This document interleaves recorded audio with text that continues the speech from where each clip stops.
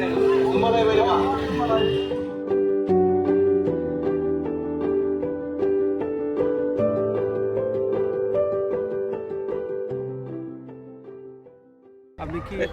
বিৰাট ভাল লাগিছে। এইটো মানে 31তম বাথৌ মহাসভাত আজি সৰ্বভাৰতীয় পৰ্যায়ত মানে প্ৰতিনিধিসকল ইয়াত উপস্থিত আছেহি আৰু এটা উখল মাখল পৰিৱেশ সৃষ্টি হৈছে। ভাল লাগিছে, এটা নতুন পৰিৱেশ হৈ উঠিছে।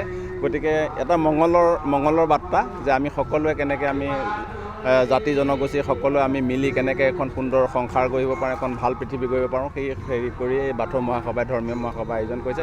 খুব ভাল লাগিছে আৰু মই আপোনালোকৰ চেনেলৰ যোগেদি মই ৰাইজক অনুৰোধ কৰিব খোজোঁ যে আমি সকলো জাতি জনগোষ্ঠী সকলো একাকাৰ হৈ আমি সমগ্ৰ ভাৰতবৰ্ষখন এখন শান্তিৰ পৃথিৱী গঢ়িব পাৰোঁ। এইখিনি কথাকে মোৰ ফালৰ পৰা মই আপোনালোকক বাৰ্তা দিলোঁ আৰু সকলোৱে শান্তিয়ে থাকক, সেইখিনিয়ে ক'লোঁ। এইখিনি ভাল লাগিল আজি আহি।